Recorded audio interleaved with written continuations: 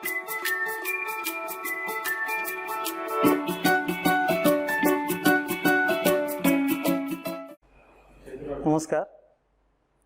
आज हम 7वीं कक्षा का पहला पाठ मन करता है कविता पाठ पढ़ेंगे। पाठ पढ़ाने से पहले मैं अपना परिचय देना चाहता हूँ। मेरा नाम रविंद्र है। मैं राजन्ना सिरसिल्ला जिला तंगल्लेपल्ली मंडल नेरेला हाई स्कूल में लैंग्वेज पंडित हिंदी के रूप में काम कर रहा हूँ। तो आज हम जो पाठ पढ़ने वाले हैं वह एक कविता पाठ है। इस कविता पाठ को पढ़ने से पहले 7वीं कक्षा की पाठ्य पुस्तक के बारे में थोड़ा परिचय देना चाहता हूँ। तो बच्चों, आप 6वीं कक्षा पार करके 7वीं कक्षा में प्रवेश किए हैं। तो 6वीं कक्षा की पाठ्य पुस्तक का नाम क्या आप बता सकते हैं? हाँ, एकदम सही है, बाल बगीचा 1।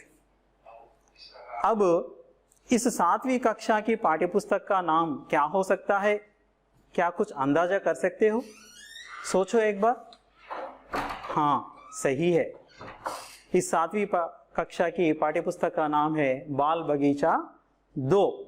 जैसे हम 6वीं कक्षा में पूरे पाठों को पढ़कर ज्ञान विज्ञान के साथ साथ भाषा ज्ञान के साथ आनंद प्राप्त किए हैं, वैसे ही 7वीं कक्षा का यह पाठ्य पुस्तक में जो पाठ दिए गए हैं उनमें से मजेदार कविताएं, कहानियां, पत्र, चुटकुले, वाद विवाद आदि पाठों से हमें भाषा ज्ञान के साथ साथ ज्ञान विज्ञान के साथ साथ आनंद भी प्राप्त होता है। मुझे आशा है, जरूर आशा है कि आप इस पाठ्य पुस्तक को पढ़ने के बाद बहुत खुशी पाएंगे, उसके साथ साथ ज्ञान भी पाएंगे। देखो एक बार हमारे पाठ्य पुस्तक को एक बार देखो। हाँ, यही है हमारे पाठ्य पुस्तक का मुखपृष्ठ। यह मुखपृष्ठ में जैसे शीर्षक है, पाठ्य पुस्तक का नाम है, वैसे ही चित्र भी दिए गए हैं। पुस्तक देखिए, वहाँ एक बगीचा है। बगीचा में छोटे छोटे बच्चे आपके जैसे ही, आपके आयु वाले ही खेलते हुए कुछ सीख रहे हैं, सीखते हुए आनंद भी पा रहे हैं। देखो बच्चों, वहाँ एक बच्चा पतंग उड़ा रहा है, एक लड़की उड़ती हुई पतंग को देख रही है और एक लड़का कोयल को देख रहा है, आनंद पा रहा है। और कुछ बच्चे, यानी कि जो दूसरी मुखपृष्ठ है, यानी कि पुस्तक के पीछे वाले मुखपृष्ठ में देखिए, वहाँ एक बगीचे में बहुत सारे बच्चे खेल रहे हैं। तो यहाँ इस पाठ्य पुस्तक के अंदर भी जो भी पाठ है, उन पाठों को भी हम खेलते खेलते समझ सकते हैं। उसी तरह की आसानी भाषा में पाठ दिए गए हैं। तो चलते हैं अंदर, हमारे पाठ्य पुस्तक के अंदर प्रवेश करते हैं। पाठ्य पुस्तक में पूरे 12 पाठ है। इन 12 पाठों में पहला पाठ है मन करता है।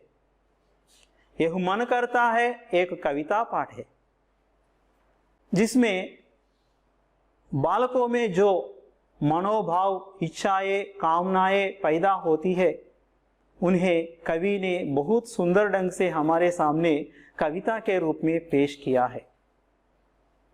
तो देखो बच्चों, कविता पाठ का चित्र देखिए। हाँ, देख रहे हैं ना? पाठ का नाम है मन करता है। तो चित्र देख रहे हैं ना? तो चित्र में आपको क्या दिखाई दे रहा है? तो बच्चों एक बार सोचो, देखो, ध्यान से देखो, उसमें क्या दिखाई दे रहा है? हाँ, एकदम सही बताए बच्चों, सही बताए।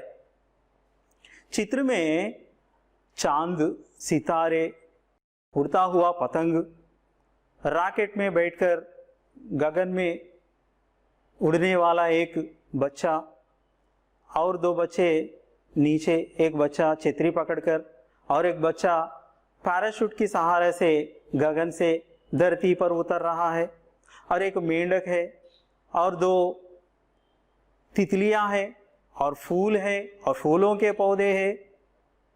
ये सभी दृश्य इस चित्र में दिखाई दे रहे हैं ना? हाँ, सही है। तो और एक बार ध्यान से देखो, जो भी यहां दिखाई दे रहे हैं वे क्या कर रहे हैं? यहां कुछ लड़के भी आप बताए थे ना, तो ये लड़के यहां क्या कर रहे हैं एक बार देखो, सोचो। हाँ, सही बताए, शाबाश।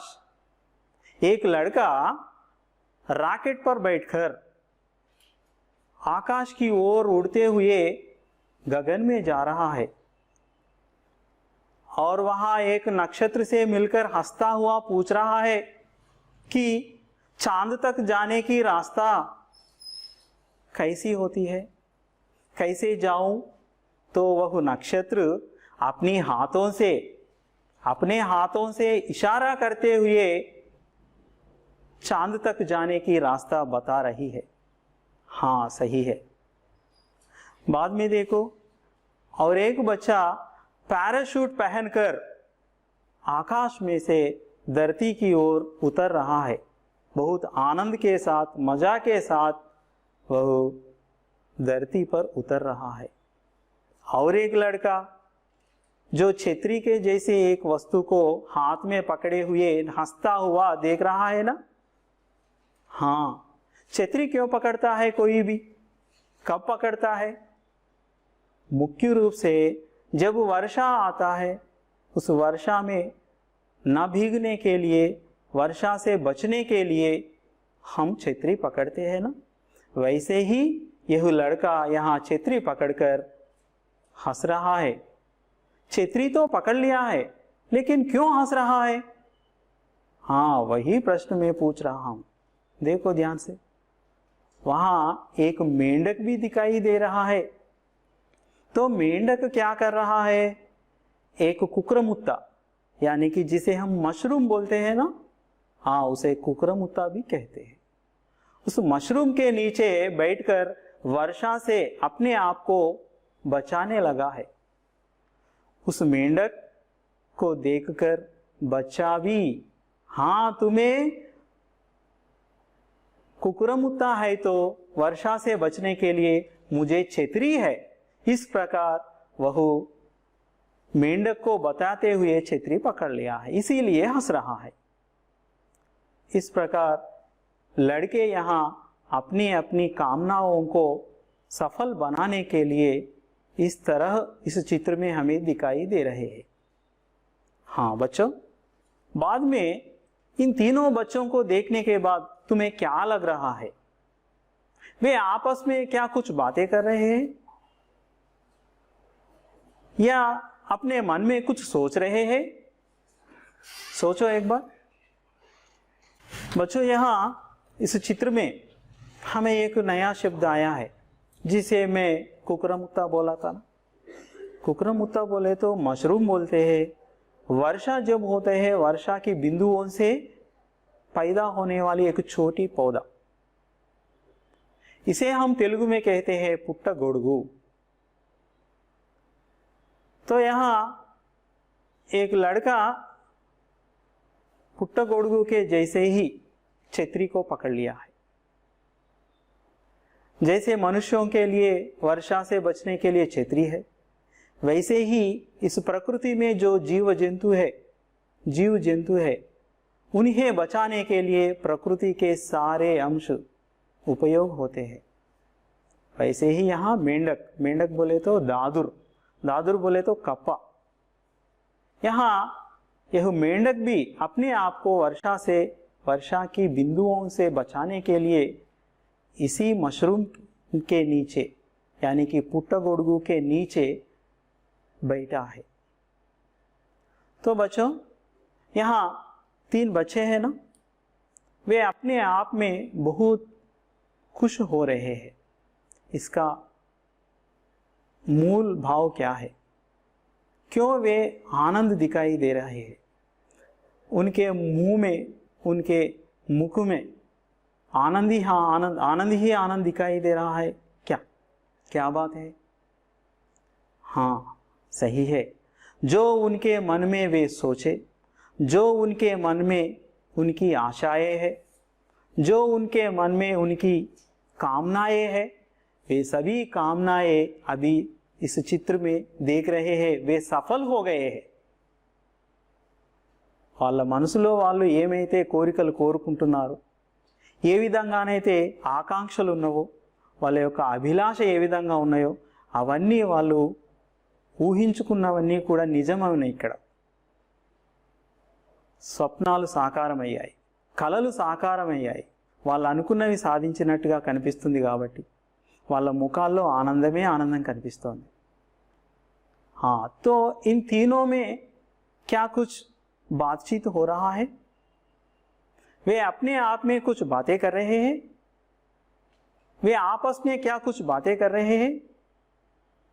तमलो तामेमना माట్లాడుకుంటున్నారా? सोचो एक बार, ध्यान से देखो. हाँ सही है, वे बहुत कुछ दिखाई दे रहे हैं.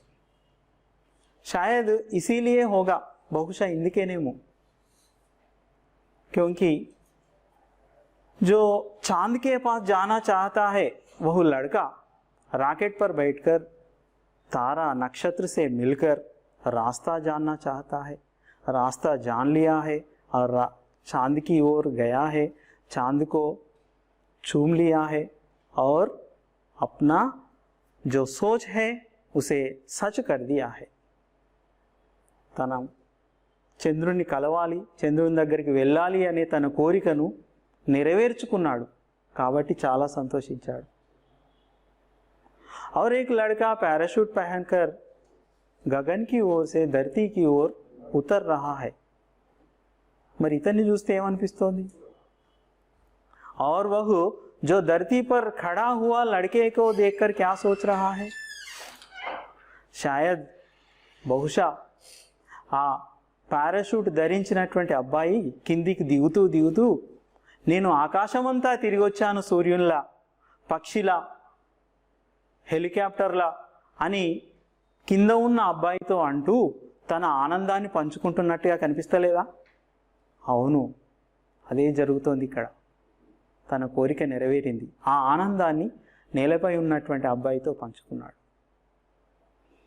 तो जो छतरी पकड़कर खड़ा है वह लड़का क्या सोच रहा होगा? हाँ सही है, जो तुम सोच रहे हो वह सही है. वह प्रकृति में जो एक प्राणी है मेंढक, ప్రకృతిలోని ఎన్నో ప్రాణులు ఉంటాయి. ఆ ప్రాణులలో వర్షం వచ్చినప్పుడు కనిపించే మొదటి ప్రాణి మనకు కప్ప. बच्चों तुम्हें मालूम है हमारे गाँव में जब वर्षा का अभाव होता है, अकाल पड़ता है, तो मेंढक के त्योहार बनाते हैं. కప్పతల్లి ఆటలు ఆడతారు. ఆ కప్పతల్లి ఆటలు ఎందుకు ఆడతారో తెలుసా? కప్ప అరిస్తే వర్షం పడుతుందని సూచికగా భావిస్తారు. కప్పను మన సంస్కృతిలో భాగంగా ఇమిడిపోయింది, మనం ఇమిడించుకున్నాం. ఆ విధంగా ప్రకృతిలో ఉన్న ఎన్నో ప్రాణులు కూడా మన సంస్కృతిలో భాగమయ్యాయి. అందులో వర్షం అంటే ముందుగా గుర్తొచ్చే ప్రాణి కప్పలే. तो यहाँ इस चित्र में भी एक मेंढक दिखाई दे रहा है और उसके ऊपर वर्षा दिखाई दे रहा है. और वैसे ही मानव वर्षा से बचने के लिए छतरी का विनियोग करता है, उपयोग करता है.